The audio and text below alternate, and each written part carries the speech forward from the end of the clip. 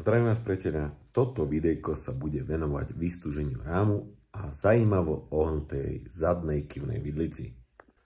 A tí z vás, ktoré moje videá sledujete, už podobné videá o vystúžovaní rámov som zdieľal, ale cieľom tohto videa je len poukázať, že keď rám opravíte, zrovnáte, vystúžite, tak proces vystúžovania vytvorí také pnutia, že ten rám jednoducho tak či tak uhne. Takže chcem len poukázať, že pri tomto procese je veľmi dôležité, že ten rám je dvakrát zrovnaný.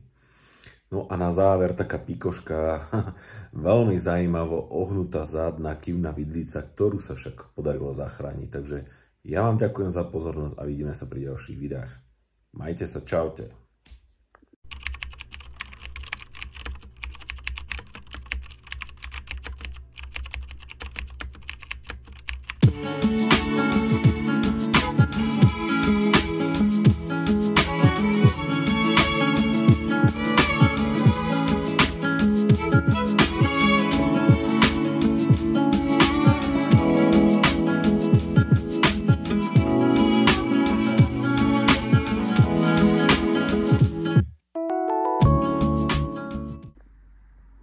Zdravíčko, priatelia. Takže tento rám je určený pre sidecaru, kde sa aj vystúžovať, ale prvá etapa bola oprava jednotlivých častí, čiže púzdro hlavného stojana, stúpačkový kríž, držiaky,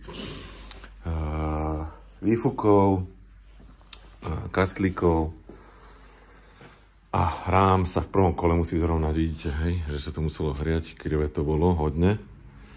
Takže to máme urobené, teraz sa rám vystúží a znova pôjde na stolicu.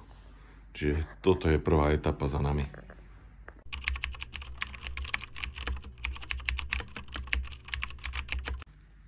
Etapa vystúženia rámu je za nami. Keď si pozriete, rám zosilnil.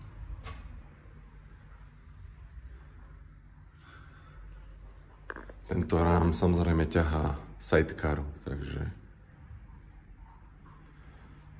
ide opäť na stolicu a finálne sa ide zrovnať a tým pádom bude hotový.